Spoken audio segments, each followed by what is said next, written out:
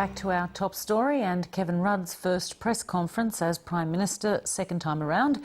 And on our Friday political forum, I was joined in the studio here a short time ago by Kelly O'Dwyer, the Liberal member for the Victorian seat of Higgins, and Stephen Jones, the Labor member for the New South Wales electorate of Throsby.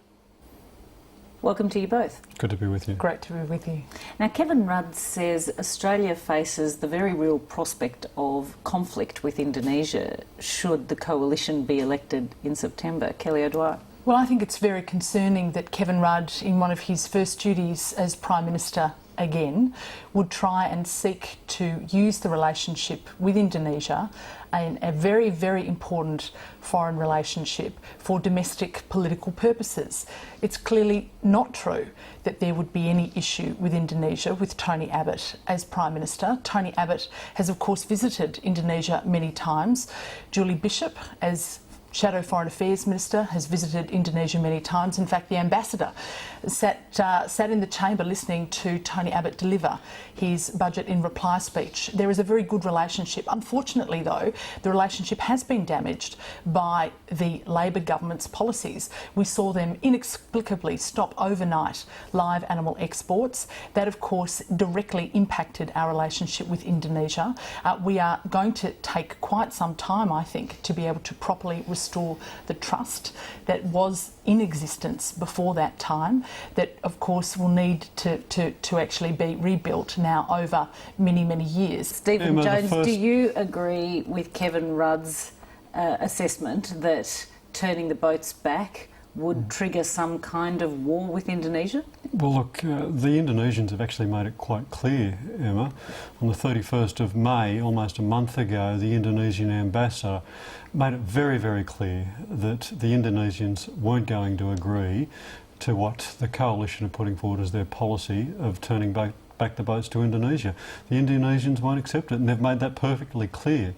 And what is interesting tonight, for the first time in probably 3 years, I've heard Kelly from the opposition wanting to get off the topic of asylum seeker policy. She couldn't get off the topic quick enough, because what Kevin Rudd has done today is expose the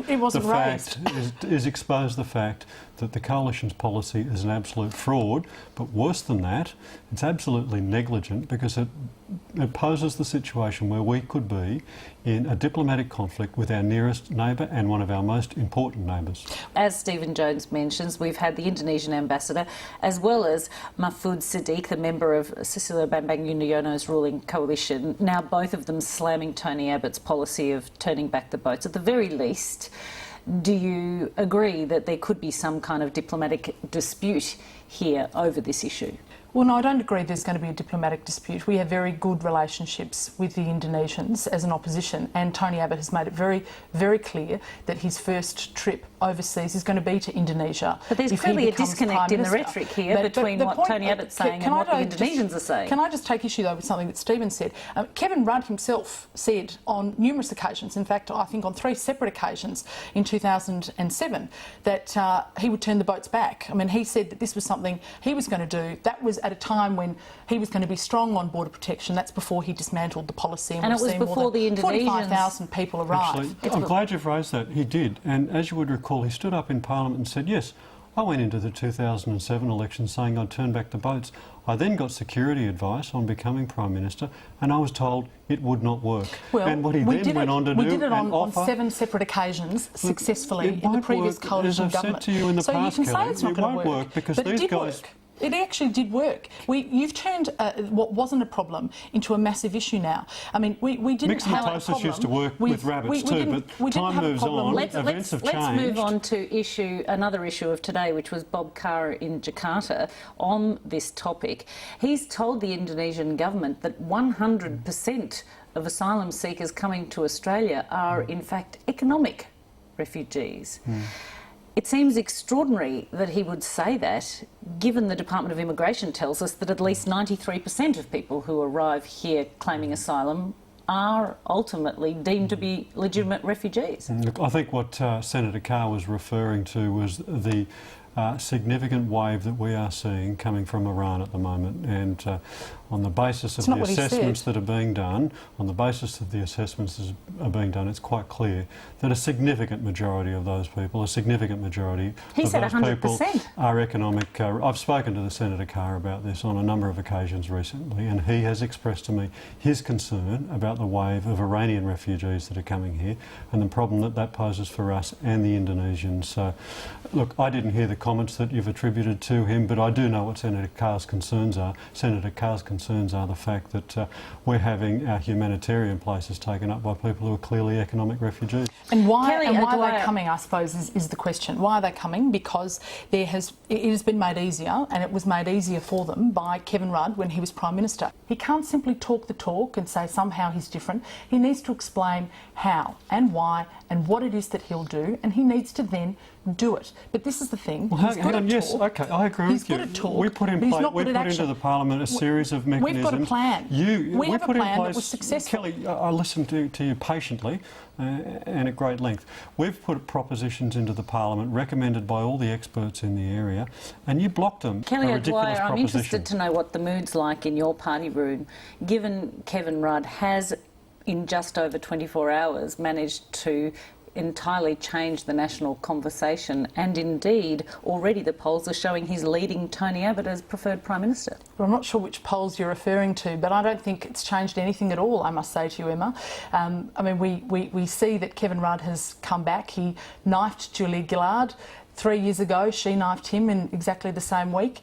So he's got blood on his hands in the same way that she did then. He says that he's going to be new and different, and I've got to say it's a little bit like deja vu. I remember the fake Julia, then the real Julia. Now we have the old Kevin Rudd, now the new Kevin Rudd. But the fact is everything is the same. A third of his cabinet resigned. There were 8 people who refused to serve with him. It is a very, very divided caucus. 45 people didn't vote for him.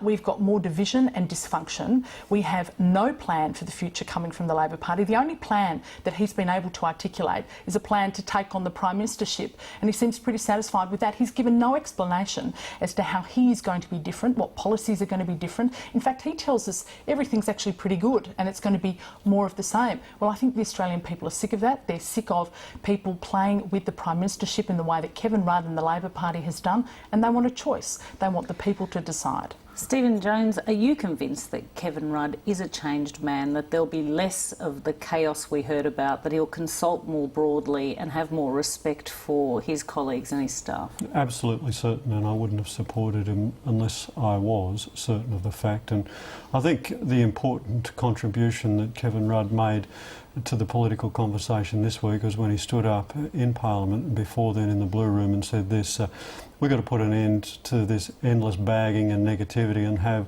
a debate about the issues that really matter. A sensible policy debate. A sensible policy debate, and then went on to set out the issues that we need to talk about in some of the comments he's made today. So look, Kelly, you can carp on about this sort of stuff, but I think you'll find over the course of the next 2 weeks some important conversations have made evidence, Emma, to suggest that Kevin Rudd is going to be operating in a consultative way. The big policy decisions will be made when the Cabinet meets next week. But we don't know who's in the Cabinet. Stephen Jones, pollster Rod Cameron and indeed the polls themselves show us that it was almost exclusively Julia Gillard herself who was pulling down the Labor vote. What was it about her that proved such a corrosive effect on the Labor Party? Look, I think that's a question for historians to answer, but what I will say is this. Julia Gillard has done a sensational job in shepherding a whole heap of legislation, over 550 bills, some major reforms through the most difficult parliament since Federation, and deserves big credit for that.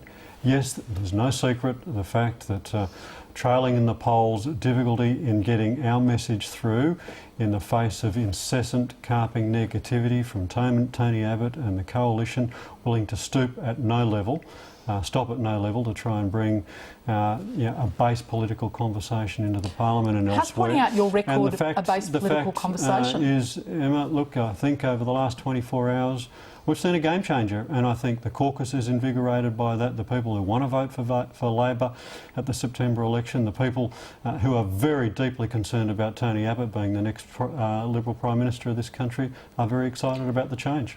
Do you think sexism had any role to play in Julia Gillard's demise? And did you feel, Kelly O'Dwyer, any personal sadness about the departure of Australia's first female Prime Minister?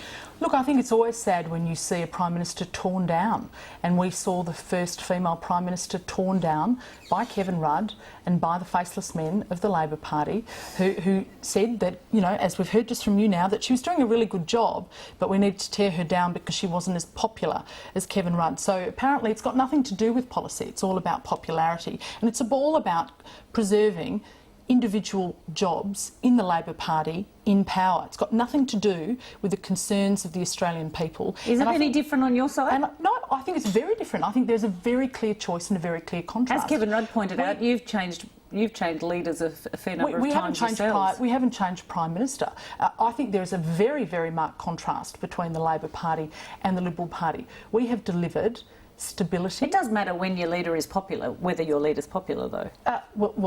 If you let me finish, Emma, what I was going to say is we've actually delivered stability. We have the same team. They're going to be on to their 6th small business minister. We've had the same one the whole way through. We have a plan of action. We are going to live within our means. We're not going to deliver record deficits and debts, which is what this government has done. They're about to crash through the $300 billion I'm pretty happy with the 1 million jobs that have been created since 2007. $300 billion gross debt ceiling. Unfortunately, future taxpayers, the next generation, are going to be paying for all your mistakes, for all of the borrowings of this government. And what have we got to show for it? That's why we need a plan. We need a plan to build the nation. We need to give opportunities for Australians to invest in their businesses. Kelly asked what have we got to show for it? Low unemployment, record low interest rates, low inflation. Youth unemployment is more than 16%. Of all the OECD countries, all of the Western developed countries, the only country which has had consistent growth right throughout the global financial crisis and beyond. Yes, we do have some challenges. There is no doubt about that. Of your own creation. You asked for some policy issues. Well, I'll give you 3. The National Broadband Network, the better schools, the Gonski education reforms, putting billions of dollars into our school education system so it's fit for the future, and ensuring that we have a climate change policy which deals with the issues in the most economic way. For the 11th time. You want 3 policy issues, there's 3. Kevin Rudd has asked Tony Abbott to debate him publicly on debt and deficit within the next week or so. Will he take up that challenge? Well, Tony Abbott said he's very happy to debate Kevin Rudd on debt and deficit and have a debate about the nation's future. He said that Kevin Rudd, though, needs to make sure it is a proper election debate. We are going to do that in the context of an election being called, a date being named. So he won't do it in the next week or so? Well, Kevin Rudd can easily fix that. Kevin Rudd can name the date of the election. He needs to stop playing with the Australian people. No, it's not running scared. It's simply saying he needs to name the date of the election. Tony has said he's very happy to have the debate. And this is the thing. I mean, there is a huge contrast between the Labor Party and the Liberal Party. You talk about the fact that you're content to be better than the weakest economies in Europe. We actually want to be better than the best economies in Asia. I mean, we actually have an aspiration for our country and a vision for our country. On what measure, Kelly O'Dwyer, would you want to see Australia better than it is when we do have low interest rates, low inflation, trend growth or thereabouts, low unemployment? But we're not living within our means, and unfortunately everything is actually now trending in the wrong direction. And I'll give you one example. It is much more difficult to make investments in businesses now because you've got new initiatives. Low interest rates. Well, if you just let me finish. If you want to start something new, if you want to start a new development, if you want to actually create new jobs and employment and opportunity, it's actually going to take you 3 times as long to do that because of the massive regulation now that has been imposed by this government. More than 23,000 new regulations. It is weighing down on business. It is weighing down on jobs. It is certainly very expensive. It is very costly. We've said that we are going to get rid of that so that it can be easy for people to invest and create jobs and create futures for themselves and for their families. Last comment from you, Stephen Jones. Well, look, I think the facts speak for themselves. We've got pretty good economic circumstances. There's more to be done. Yes, we could have. Where did you come from? Yes, we could have lower budget deficits, but that would be at the expense of around about 1 million jobs. Around about 1 million jobs. The fact is this, Emma, it's game on. They don't like it. let's have a debate, stop running scared, let's talk about the real issues, and let's depart from the incessant negativity that we've seen over the last 2.5 years. Talk about the real issues. We'll have to leave it there. I thank you both very much for coming in tonight. Great to be with you.